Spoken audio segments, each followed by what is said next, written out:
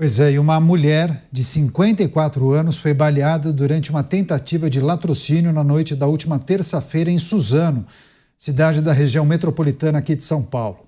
O criminoso é um homem de 24 anos que cumpria pena, só que ele não voltou à cadeia após a primeira saída temporária deste ano. A vítima foi abordada enquanto estacionava o seu carro na garagem de casa no início da noite. O bandido se aproveitou do momento em que o portão da garagem estava aberto para entrar na residência da mulher, que aos gritos foi arrastada para a rua. Os dois entraram em luta corporal e ele efetuou pelo menos 5 disparos, com um deles atingindo a cabeça dela. Em seguida, o criminoso levou o carro da mulher, que ficou inconsciente no chão, e posteriormente foi socorrida ao hospital em estado grave, onde foi submetida a uma cirurgia. O homem foi localizado nesta quarta-feira após reagir a uma abordagem de policiais da rota, disparando contra os agentes que revidaram e o mataram. Chama o Roberto Mota, um criminoso então foragido, não retornou da saidinha temporária, atirou em uma mulher para roubar o carro dela. Mota, mais um dia na Grande São Paulo. Mais um dia no Brasil, Caniato, porque o Congresso Nacional aprovou uma lei acabando com as saidinhas. Mas os juristas brasileiros decidiram que essa lei só vale daqui para frente. Só vale para os criminosos que cometerem crimes depois que a lei entrou em vigor. Eu pergunto a vocês, por quê? Me respondem os juristas, há um princípio jurídico que diz que a lei só retroage para beneficiar o réu. E eu de novo pergunto a vocês, por quê? Qual é a razão disso? Se nós vivemos num país onde 40 mil pessoas são assassinadas todos os anos, se a gente vive num país onde todo mundo o tempo inteiro está preocupado em não ser vítima de crime, qual é a justificativa para um princípio como esse, quando a gente vê que ao se apresentar em determinadas situações, todos os princípios jurídicos vão pela janela? Por que não nesse caso? Por que não mudar um princípio para beneficiar 200 milhões de pessoas? Eu respondo. A resposta está nos 5 Is. Ingenuidade, ignorância, incompetência, ideologia e interesses. Pois é, o criminoso não voltou ao presídio depois da saidinha temporária. A gente sempre noticia, né? Quantos criminosos não voltaram ao presídio após a saidinha de preso. Sempre a Secretaria de Segurança publica esse balanço. E aí muitas vezes os nossos comentaristas dizem, bom, bastaria um que não retornou para cometer um crime que pode inclusive mudar a vida de uma família. E esse é um bom caso para a gente refletir, né? O criminoso foi para o tudo ou nada para roubar o automóvel da mulher, efetuou 5 disparos, um acertou a cabeça dela, e em um outro dia, em uma abordagem da rota, ele foi para o tudo ou nada, mas nesse caso ele perdeu, Beraldo. Caniato, a pena a que este marginal foi submetido, na minha opinião pessoal, já deveria estar prevista em lei. É por isso, inclusive, que a Constituição de 1988 não cabe mais no Brasil que vivemos. Não é possível que alguém que se coloca na posição de não apenas não retornar, né? Já foi considerado bonzinho, bandido bonzinho, pode ter saidinha, bandido bonzinho que merece férias do sistema carcerário. Aí esse bandido bonzinho sai, pega uma arma e vai cometer crimes colocando em risco a vida de pessoas de bem. Além disso, esse bandido bonzinho pega uma arma e atira na polícia. Tem que ser ponto final para ele mesmo. Porque o que estamos vivendo no Brasil hoje exige uma reação à altura para que bandidos passem a entender de forma muito didática que não vale mais a pena ser bandido no Brasil.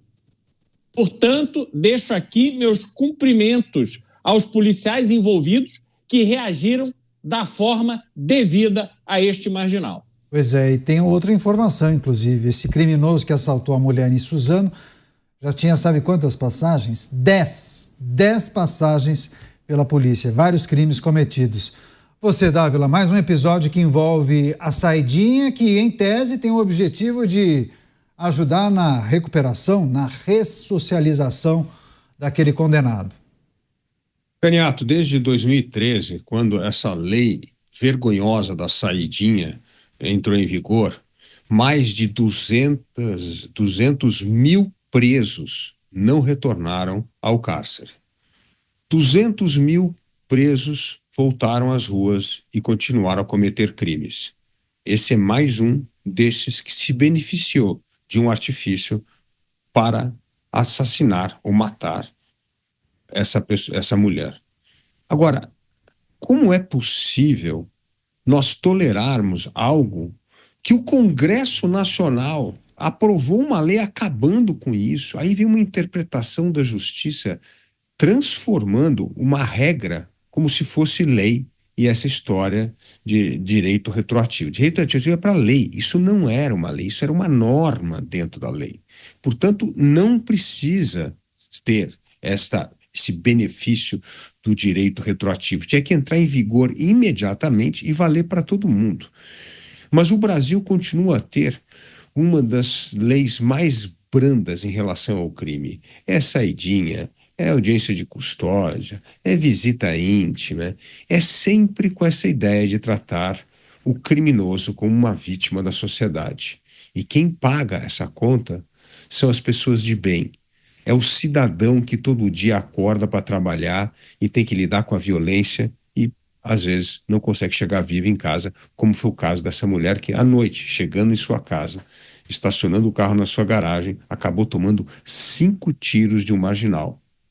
Felizmente, nesse caso, a justiça foi feita. Pois é, várias...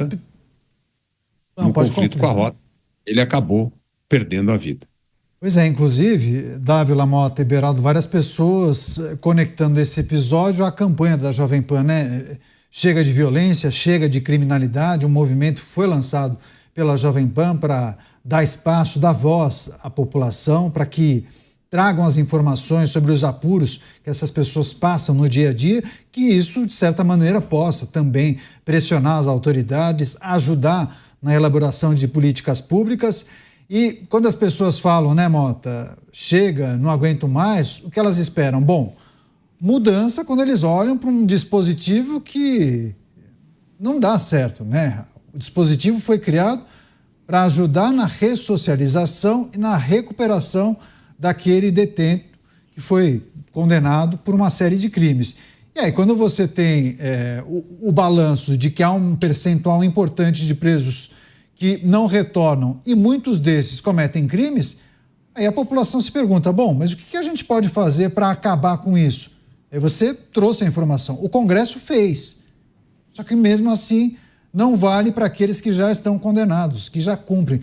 Qual é a saída? O que é possível ser feito? Absolutamente nada, Mota? Só recebendo as pessoas que nos acompanham pelas emissoras de rádio, trazendo um crime terrível, um bandido que não voltou para a prisão depois de ganhar o benefício da saidinha, atirou 5 vezes em uma mulher, um tiro acertou a cabeça dela, ela está internada em estado grave, e ele, tempo depois, foi abordado pela rota, troca de tiros, acabou morrendo nessa troca de tiros com a rota. Vai lá, Mota. Caniato, essa crise, ela é um projeto.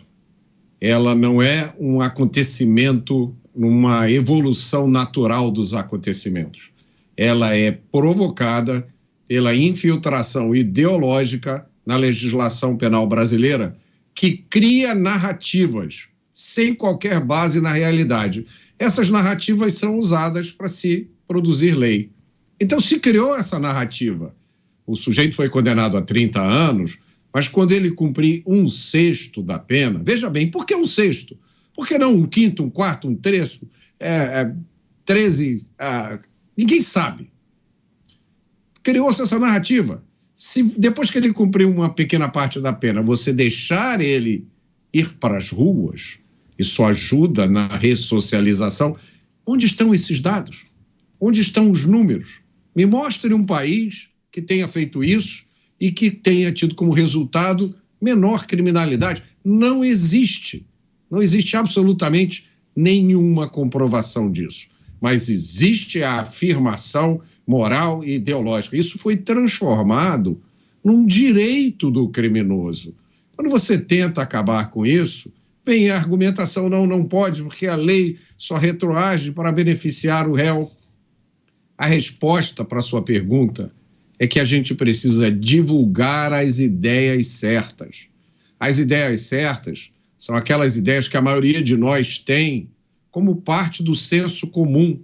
O sujeito que dá um tiro na cabeça de uma mulher, ele fez uma escolha.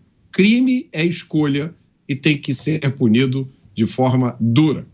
Essa é a saída para a crise de criminalidade. E, mais uma vez, parabéns à Jovem Pan pela